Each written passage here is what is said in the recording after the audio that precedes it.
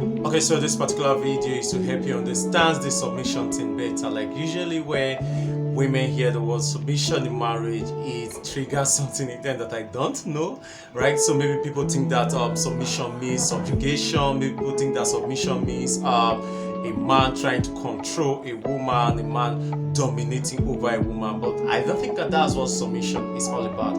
My name is Ellen, I'm alright, and today I just want to explain to you and make you understand what submission actually entails in marriage, what submission means in marriage, and how to make submission work best for you. I'll be right back. One of the best ways I try to explain submission to any person is to bring a team play. Right? The moment you understand that you're in a team and every team ought to have a leader. There's a popular saying that a ship cannot have two captains, right? So a ship has to have one captain, right? So now look at your marriage this way. Like your marriage is a team and your family is a team. If it's a family, it's made up of, let's say it's made up of husband, it's made up of wife, and it's father, mother, and children. Family made up of father, mother, and children. But then if it's the marriage team that we are looking at, husband and wife, right? It's a team. So it's more or less like a team that you have in your office, a team that teams you have your office, your class, right? An organization. And every team and every organization has to have a leader. There must be this one person that everybody points to, this one person that takes the responsibility for all the decisions, that answers on behalf of the organization, that's the face of the organization. So if you're at work right now, you definitely have a supervisor, you have a superior.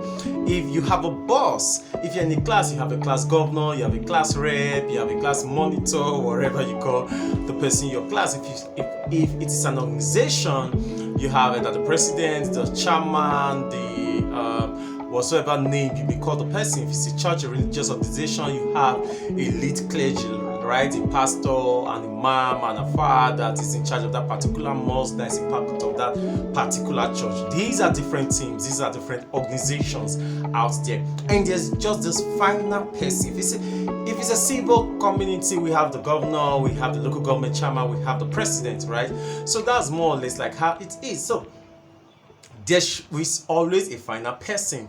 Now what it means is that whenever decisions are being made, whenever there's something being talked about, wherever there's conflict of interest between members or parties in the organization, there's somebody who calls the final shots, there's somebody who makes the final decision. We may not like the person, we may not like the person's policy, we may not like the person's decision, but if that person is holding that office legitimately and that person has a power to make that decision, we have all the responsibility to align ourselves with that. We have all the responsibility to follow that particular decision.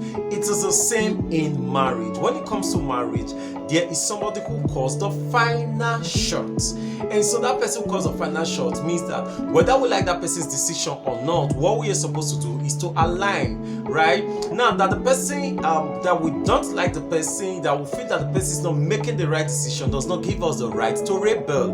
Because the moment you do not follow your leader, what your leader is saying, the moment you choose to disobey whatsoever is the decision of the final authority, right? The constituted authority in this case. Now if you decide to go against the constituted authority, you are a rebel, you have rebelled, right? And that's why usually I tell people that, okay, instead of you to rebel against constituted authorities, it's better you quit the job, you quit the marriage, you quit the organization. But you cannot stay and be defiling authority and be defiling leadership and say we should take it as fine, we should take it as normal. That is rebellion. It is wrong. Nobody will ever recommend that. So that's how you should see your marriage, that my marriage is a team. And for those who are Christians, we have more than 3 scriptures that says it. We have in Ephesians, we have in 1 Peter, we have in Colossians. So if you're a Christian, right, we have many scriptures to show that wives should submit to their husbands.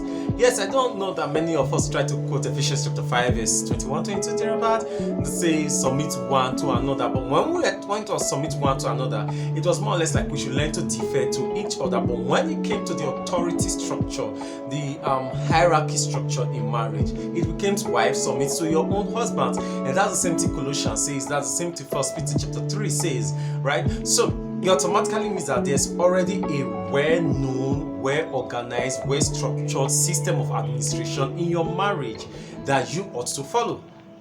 And if you feel that, oh, I cannot respect this guy, I don't, why should this guy be leading me, why should he be telling me things and the rest, well, it is because he's holding the office and the position of being your husband. So if you don't want that, you quit the marriage. You cannot say you want to stay in a divorce, you want to stay in a marriage, you don't want to divorce, and at the same time you want to be rebellious. No. And this is an interesting thing about rebellion, and interesting thing about following authority. That the fact that your boss is wrong regarding some things does not give you the right to disobey, to rebel, right? You can draw his attention to it, and if he still thinks that, oh, he's right and the rest, you can draw the attention of a higher authority to him, or draw that particular matter, to take that particular matter to a higher authority. But you don't have the right to disobey him. It's a team. This person is the coach. If this person is the coach, if this person is the captain of the team, you're supposed to follow the person or you quit. But you cannot be insisting that you want to stay and you want to be the boss when you are not the boss. You get it now.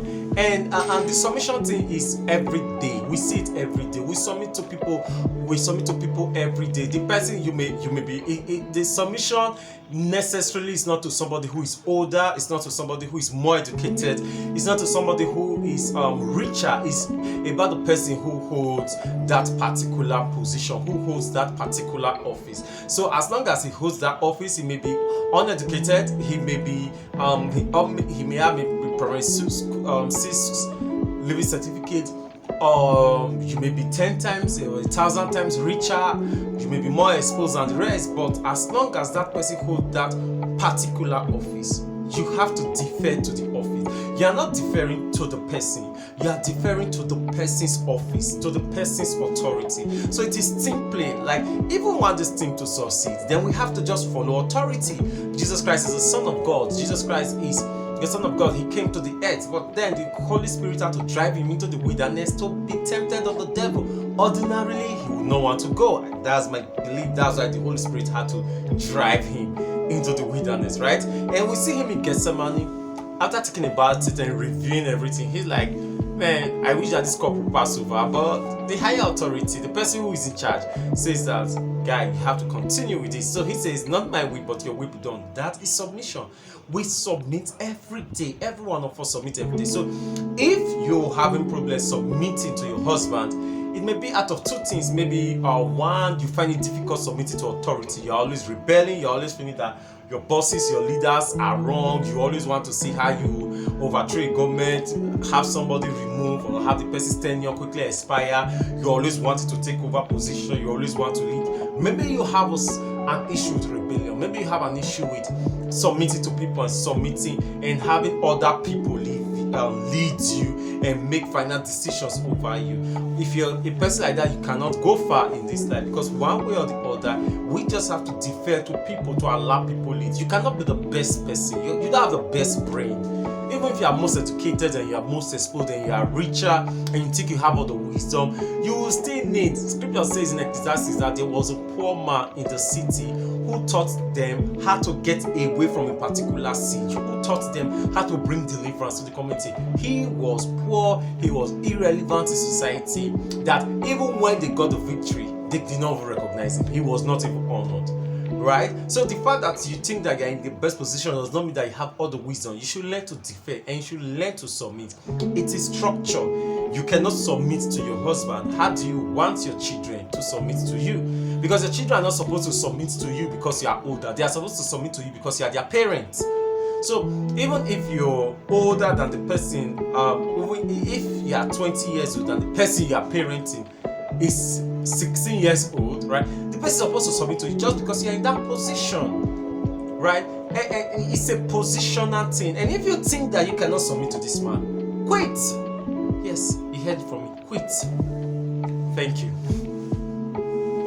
Yes, thank you. My name is El and I'm alright. Thank you for following till now. Subscribe, hit the notification bell, share this to your friends so you get to learn. And of course, like I said, one thing is men, either you have problem with submitting, or two, you hate men. So if your own is two, that you hate men, please don't get married to a man. Thank you. You rock.